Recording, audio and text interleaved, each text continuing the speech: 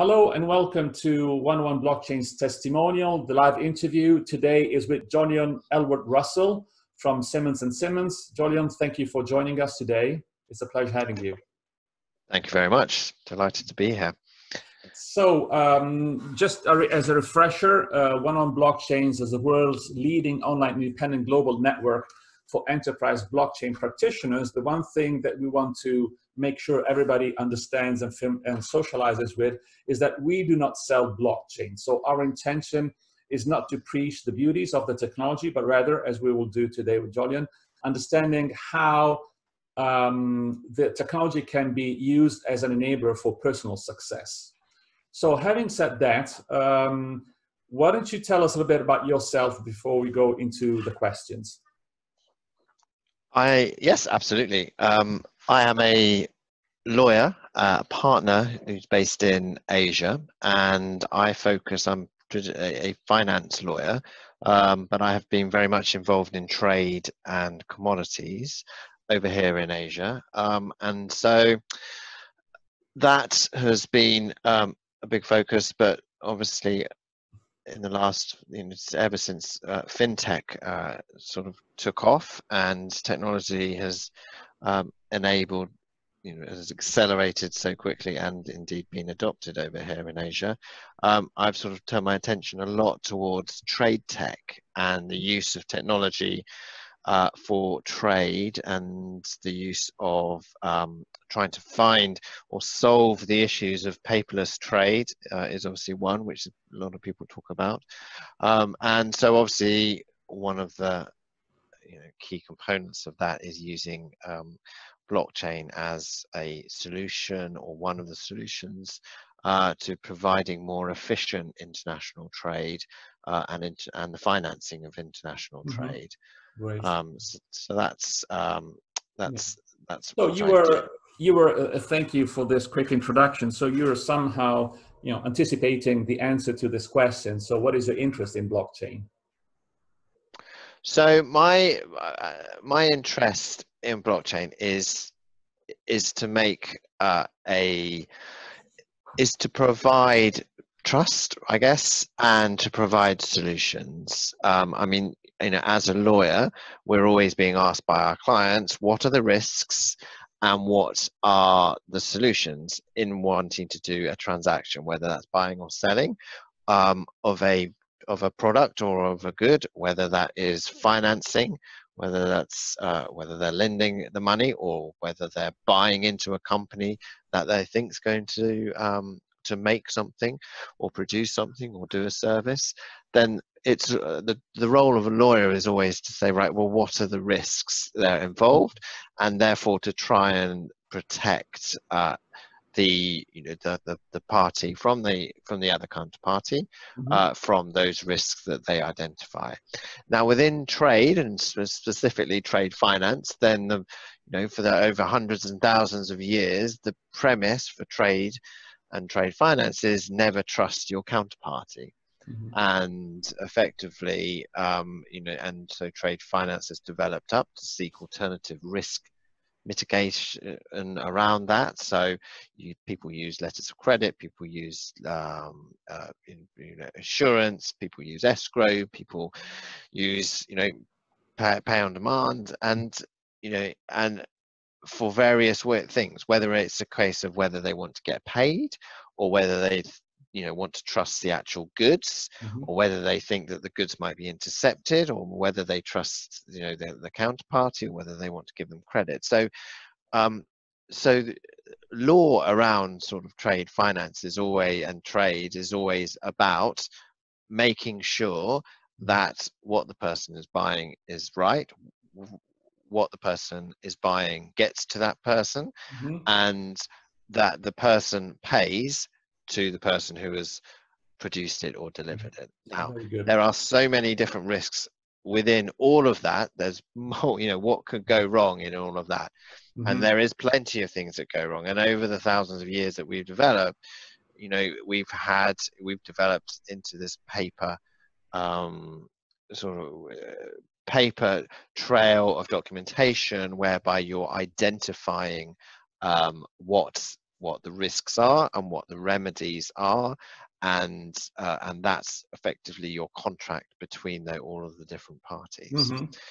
So Good. blockchain, and so my interest in blockchain is, as trade tech, is to try and, is using the technology and using the and frankly, it doesn't need to be decentralized, but it's, using technology as a as a means to facilitate those parties involved in trade and trade finance. Good. And then if that means the use of blockchain, then that's, if that Mm-hmm. becomes the best Yes. product, then that's, that's what we're looking for. Good. Thank you. So how did you come to know about 1-1 blockchains? So I do a lot around thought leadership, whether it's in relation to whether it's on LinkedIn or whether it's videos or whether it's articles, as a lawyer, covering anything from fraud that goes on all the way through to how to structure the financing of trade and trade finance, and what documents one might need. And then on the technology side, looking at, well, if you're not having documents, how are you protected? How are your rights enshrined if you're entering into a transaction? So I've been very much involved in looking at trade tech, and I saw you guys you were involved in giving a webinar that was on the future of trade and trade finance recently, and I was sort of asked to look at that with a longer term view, to sort of thinking about how we could work together, because we've obviously done a lot of series of sort of the legal aspects of blockchain and the use cases in trade finance for blockchain. And so it seemed very good for me when I saw that you were doing that. Then that's definitely, we get to see lots of webinars at the moment, but yours was very much one that I wanted to join, and it was a great, it was actually a fantastic one. Yeah. So the next two questions, I will bundle them into one, because they go very much together. The first question is, why have you thought of blockchain to grow your personal success? And on the basis of this, what advice can you give on how to use blockchain as an enabler for personal success for the people who are listening to this podcast? Okay. In terms of sort of personal success, I guess, how have I built it into personal success? Again, I am someone who likes to think of solutions as a lawyer, and that's what the value I think that good lawyers give to our clients, is coming up with solutions.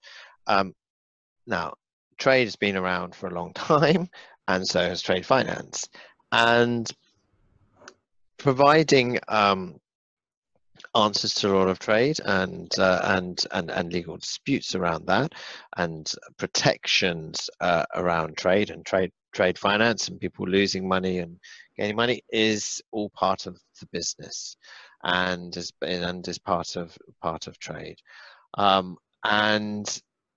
But that doesn't mean that we're not always looking for solutions to try and mitigate those risks. Mm-hmm. And so my first contact, I guess, with blockchain as an underlying technology was when I was asked to do a piece of advice in relation to Bitcoin many moons ago. So when it was the price of, it was about $100, a long time ago, about 2014. So I was looking at the legalities around Bitcoin and what was it, and at that stage it was definitely, Bitcoin in itself was a commodity, which is very familiar to those people in trade and commodities, because of the way that you transferred it was by ownership, in terms of by delivery, and it's this fantastic thing where the popularity of things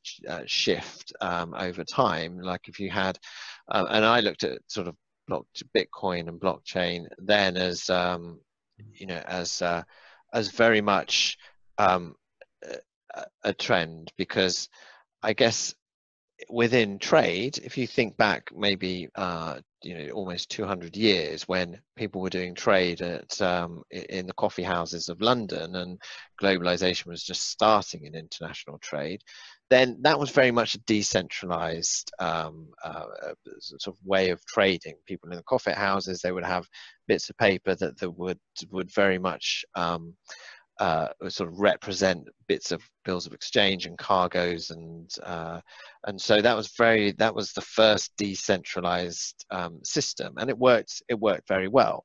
And then what you had over the years is you got more and more fraud, and then sort of into the 20s you got everything that was sort of more came to be, actually we need lots of centralized systems. And so then all the way through the development of the sort of, in the 1900s, you had this whole centralized move toward, certainly within trade, centralized, you know, banks becoming the centralized gatekeepers of trade and how money flows, and then sort of into the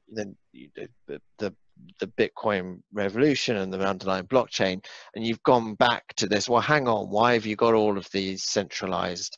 Why have you got this sort of centralized system? It's so expensive, it's so inefficient, Yeah. and so you've got blockchain that has more, you know, taking it back again to this decentralized system of, rather than having paper, than having technology, and having more trust than that that paper. So effectively, you know, we've almost come full circle, and so now it's a case of, well, trying to you know, for me, it's, you know, thinking, well, you know, this is a real opportunity for trade, because that's, you know, the real global international trade started, you know, in the coffee houses of London, you know, 200-300 years ago, and we've really come full circle, and it can continue.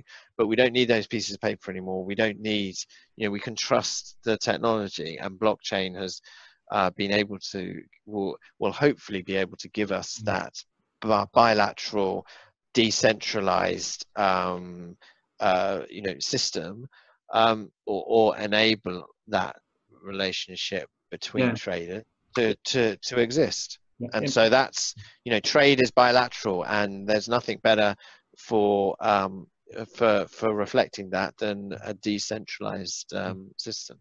So just in 1 minute, given that most of the audience is made of individuals who are looking at blockchain as a potential enabler for their, you know, professional career, just in 1 minute, is there any particular advice you could give to other young students or professionals working in corporations that are sort of approaching enterprise blockchains? Well, it's, you know, I always say to people that, you know, blockchain as an enabler in itself is not pixie dust. You always have to think about things in the wider context. Just focusing on just one area and not the bigger picture is detrimental. So my advice always is to, and you know, is to understand the bigger picture.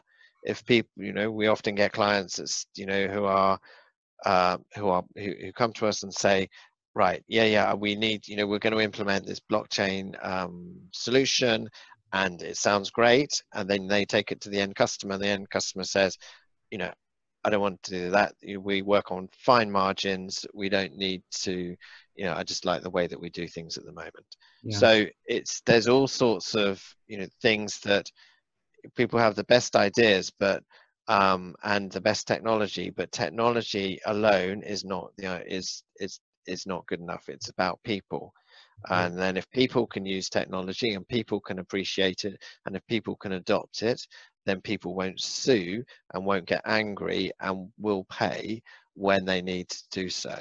It's not just about you know, the technology. So that's my sort of advice to anyone, is that, you know, I see a lot of legal issues and a lot of legal problems that one has to overcome, and nothing can be overcome by technology alone. Yeah, that's a very great, I would say, advice. So, Jolyon, thank you for taking the time to share your expertise and precious advice with us today. Okay, no, my pleasure. Thank you.